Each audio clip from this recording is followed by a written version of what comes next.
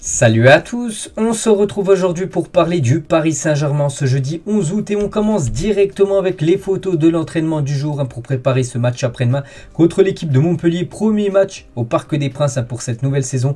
Donc on peut voir par exemple Neymar bien sûr à l'entraînement, Léo Messi, les deux ont été très bons lors des matchs de pré-saison, ils ont même été très bons lors de la première journée de Ligue 1 du côté de Clermont. On peut voir aussi Kylian Mbappé, ça fait plaisir parce que Mbappé, n'oubliez pas, il était forfait lors du dernier match contre Clermont. Il était bien à l'entraînement aujourd'hui, à l'entraînement collectif, donc il devrait être dans le groupe et même jouer contre l'équipe de Montpellier.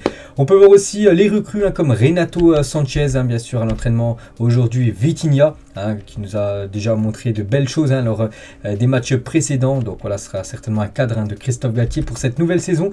Nordi Mukiele, le défenseur français, même Hugo Ekitike, qui pourrait peut-être avoir plus de temps de jeu lors de cette rencontre contre Montpellier. On verra bien sûr, ou même Nuno Mendes. Bon, c'est déjà un joueur du Paris Saint-Germain depuis plus d'un an. N'oubliez pas que le PSG l'a acheté définitivement. C'était lors de ce mercato 2022. Et du coup, le retour au Parc des Princes. Donc l'affiche de cette deuxième journée de Ligue 1, c'est la réception de Montpellier. Donc c'est à 21 h, c'est samedi soir. Et on peut voir du coup le programme de la Ligue 1. Donc samedi, c'est la réception de Montpellier avant un déplacement compliqué semaine prochaine. Ça sera dimanche prochain du côté de Lille à 20 h 45, Lille PSG. Donc il y aura aussi un PSG Monaco, donc voilà, c'est quand même trois belles affiches.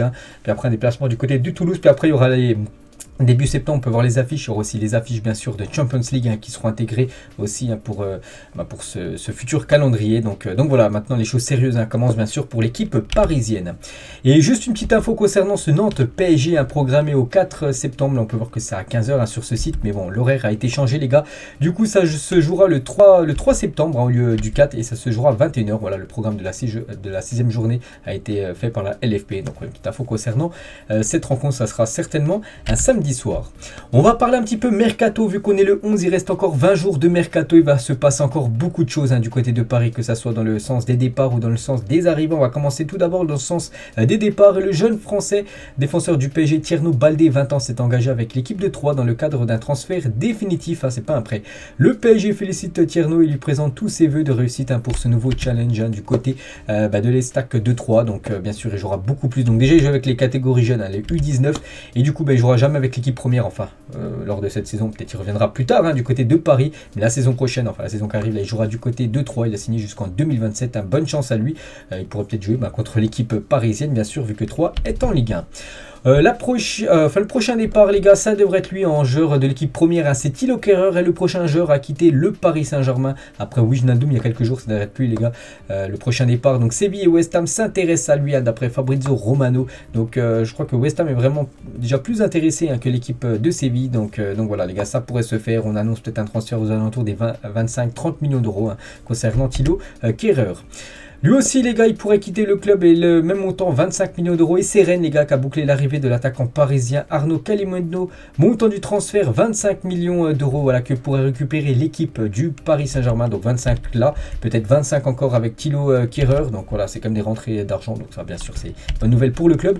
Et sur ces 25 millions d'euros certainement que le PSG va récupérer pour Kalimuendo, donc ils seront investis directement dans Fabien Ruiz, qu'on parlera tout à l'heure dans le sens des arrivées du côté de Paris. Keylor Navas, donc la doublure de Donnarumma, lui aussi pas sûr qu'il reste au club. Donc Naples étudie la possibilité d'un prêt de Keylor Navas. Le joueur n'a pas encore pris de décision concernant son avenir au PSG. Est-ce qu'il veut être le gardien numéro 1 d'un club, peut-être du côté de Naples, mais du côté du PSG on sait que voilà, Galtier ne fera pas de rotation, lui est le gardien numéro 2. Est-ce qu'il va être la doublure, être sur le banc quasiment toute la saison? Après bien sûr c'est à lui de prendre une décision. Donc voilà la situation bien sûr actuellement du gardien Keylor Navas. Concernant toujours les départs, donc c'est Dina Ebembe les gars, devrait lui aussi quitter le club, et c'est l'Eintracht Francfort qui souhaite conclure l'arrivée jeune français. Donc les pourparlers avec le PSG sont à un stade avancé et l'accord pourrait être finalisé après la vente de Kostic, parce que Kostic du côté de Francfort devrait prendre la direction de la Juve, et du coup pour le remplacer il devrait prendre le joueur parisien. Donc le transfert avoisinerait les 10 millions d'euros et le joueur s'engagerait pour 5 ans du côté de l'Allemagne. Lui aussi les gars, il est sous contrat encore du côté de Paris. Il avait été prêté à la Real Sociedad la saison dernière, c'est Rafinha, et on peut voir qu'il pourrait retourner du côté du championnat brésilien. L'Atlético Mineiro, je crois qu'MG c'est Mineiro, bref, est en négociation pour rapatrier l'international brésilien Rafinha.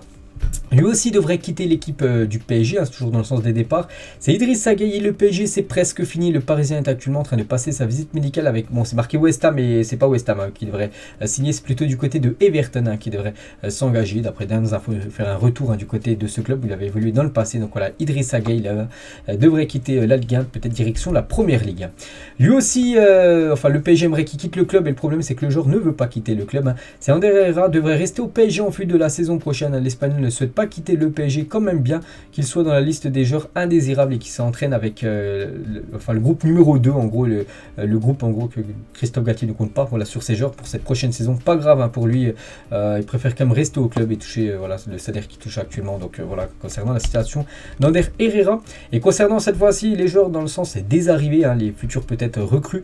Donc lui les gars, Fabien Ruiz, hein, le PSG va formuler une offre de 25 millions d'euros à Naples pour Fabien Ruiz. Le joueur devrait signer pour 5 ans et toucher 5 millions d'euros par an. Donc voilà, 25 millions, comme j'ai dit, Calimundo, hein, ça va être vendu 25 et directement cette somme va être investie hein, sur Fabien Ruiz en milieu de terrain. C'est un joueur de Naples hein, voilà, qui pourrait faire un bien, hein, bien sûr, du côté de Paris.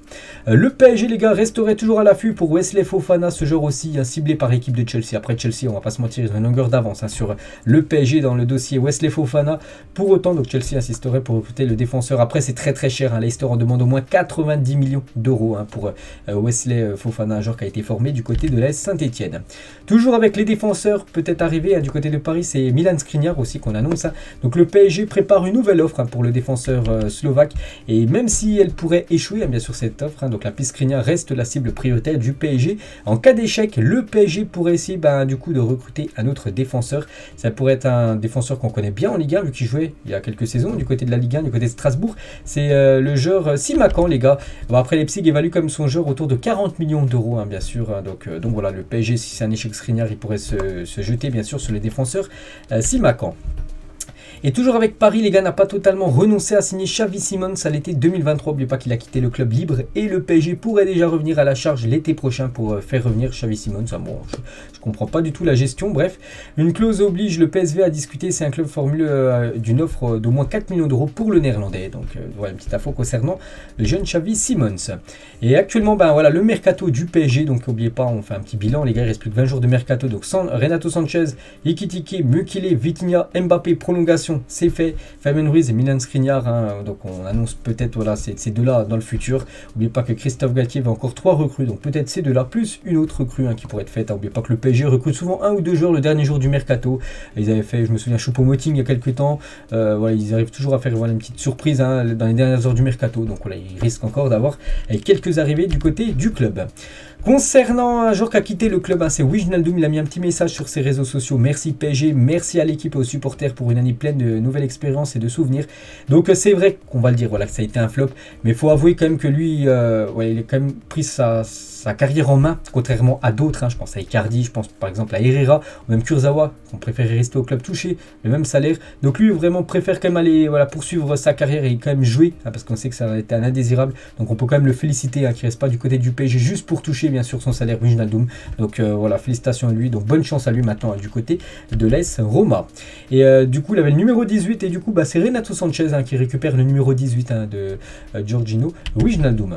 On revient, c'était un an jour pour jour en arrière, donc c'était pas aujourd'hui, hein, c'était pas le 11, je crois que c'était le 10, donc c'était hier bien sûr, hein, c'était Léo Messi les gars, arrivait du côté du Paris Saint-Germain, donc voilà c'était une énorme recrue bien sûr, hein, donc le joueur du FC Barcelone, où ça faisait 15 ans qu'il était du côté du Barça, personne pensait qu'il allait quitter le club un jour, et voilà il y a un an jour pour jour, donc hier exactement, il rejoignait l'équipe du Paris Saint-Germain, et un an plus tard, hein, quelle a été la meilleure recrue du PSG lors du dernier mercato, donc le mercato 2021, entre ces 5 là on met pas Wijnaldum, parce que comme j'ai dit que ça a été un flop, donc Ramos, Donnarumma, Messi, Hakimi et Nuno Mendes. Donc pour moi, voilà, pour ces 5-là, je mettrai quand même Nuno Mendes, pour moi la meilleure recrue hein, de l'été 2021. Après, je mettrai Hakimi, je mettrai peut-être Léo Messi en 3e, je mettrai Donnarumma, parce que voilà, pour moi, ça boulette en Ligue des Champions, hein, même si ouais, il a été performant peut-être en Ligue 1, tout ça. Non, en Ligue des Champions, c'est là où on attendait. Il a fait cette boulette qui a pénalisé totalement le club. Donc je mets 4e recrue. Et Ramos, je mettrai en dernière position, parce que Ramos a été souvent blessé. Donc voilà, je peux pas le mettre, pas le juger par rapport aux autres bien sûr qu'on jouait. Et Icardi, donc lui on sait que c'est un indésirable, hein. Donc il a pris quelques jours de repos parce que le club lui aurait donné quelques jours de repos, donc il est parti avec sa famille, hein, du côté de Ibiza.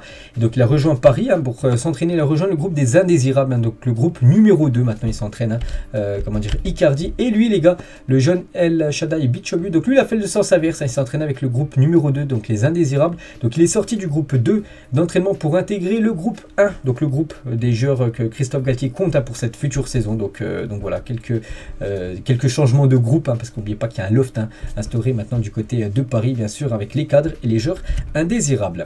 On va parler d'un joueur les gars qui découvre la Ligue 1, donc tant mieux pour lui et pour son nouveau club, hein, qui est l'OM. Donc Alexis Sanchez pourrait retrouver un certain Léo Messi, donc l'attaquant parisien, son ancien coéquipier, le 16 octobre prochain lors du Classico entre le PSG et l'OM. Donc Sanchez, nouveau joueur de Ligue 1, donc voilà, c'est un adversaire du Paris Saint-Germain, hein, quand le PSG va affronter l'équipe de Marseille. Voilà, cette petite photo aussi lors d'un match avec leur nation, l'Argentine et le Chili. Et lors de sa présentation, donc il y a des supporters de Marseille, voilà, qu'on parlait de Messi, hein, je ne sais pas pourquoi Messi a intervenu bien sûr dans cette présentation d'Alexis Sanchez, alors qu'il n'a rien à voir. Et on peut voir, voilà, qu'il a été insulté, Léo Messi, donc ça c'est pas très cool on va dire, hein, de la part des supporters marseillais. Et toujours avec Marseille et le PSG, on peut les féliciter parce que c'est les deux clubs, cette saison, qui vont défendre les couleurs françaises en Ligue des Champions.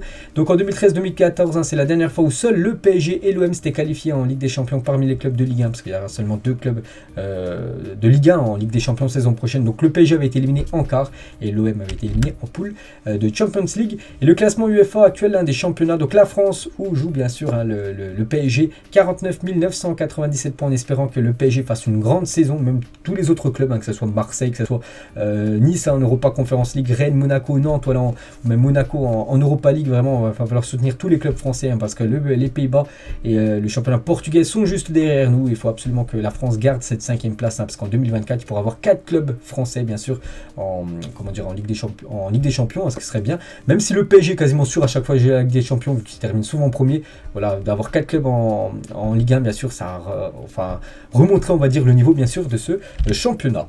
Donc voilà, une petite info, c'est par rapport à ce que je vous ai dit juste avant. Kylian Mbappé, hier il y avait la Super Coupe d'Europe et le club où il devait rejoindre, hein, entre guillemets, c'était le Real, hein, c'était quasiment fait, du coup ça s'est pas fait. Et Mbappé, 0 Ligue des Champions. On peut voir que ce supporter qu'on avait vu déjà au Stade de France, hein, le 28 mai dernier, alors, du Real Madrid-Liverpool lors de la finale. Donc il est revenu avec ce maillot Mbappé bien sûr, hein, voilà, toujours un petit pic envoyé par rapport à la non-arrivée de Mbappé, hein, du côté du Real. Et toujours avec Kylian, donc il a bien reçu, enfin il a reçu un trophée récompensé en gros, Kylian, par le site Transfermarkt pour son trophée de meilleur joueur de la saison passée en Ligue 1. Donc félicitations bien sûr à Kylian Mbappé. On va parler de Neymar les gars. Il y a 12 ans aujourd'hui, donc un certain Neymar, hein, de 18 ans, marqué lors de ses débuts avec le Brésil lors d'un match amical contre les États-Unis. Donc voilà la pépite brésilienne, le joueur maintenant du Paris Saint-Germain. Il y a 12 ans, jour pour jour, il disputait son premier match avec son équipe nationale, la Seleção. Il avait même été buteur lors de cette première rencontre, le joueur parisien. Et toujours avec Neymar, cette fois-ci avec les couleurs parisiennes, hein, contre Shaqiri lors d'un PSG Liverpool en Champions League. Vitinha profite du bon temps en famille, hein, actuellement, hein, bien sûr avec sa femme ou copine, je ne sais pas s'il est marié avec sa fille, hein, bien sûr du côté de Paris pour la nouvelle recrue portugaise. AXBet, le nouveau sponsor controversé du PSG, donc nouveau commanditaire Afrique et Asie du club parisien. Le site de Paris en ligne AXBet traîne une réputation sulfureuse et c'est sa nouveau sponsor, hein, du côté du PSG. Bon après, c'est pas très, enfin il y en a beaucoup qui accusent parce que vu que c'est un pari sportif, enfin c'est un site de paris sportif et c'est un petit peu mal vu on va dire, hein, du côté de Paris. Et avec toujours les sponsors, on peut voir c'est plutôt que le PSG propose à ses fans de créer le fanion officiel du club pour les plus gros matchs de la saison. Le premier sera utilisé pour le match, hein, contre l'AS Monaco prévu dans quelques semaines. Un aperçu du maillot, du troisième maillot du Paris Saint-Germain qui devrait être dévoilé là dans les prochains jours. Je l'avais présenté, je crois c'était lundi dernier, mais sans les sponsors, et cette fois-ci avec les sponsors. Un Qatar Airways devrait être magnifique à ce troisième maillot parisien.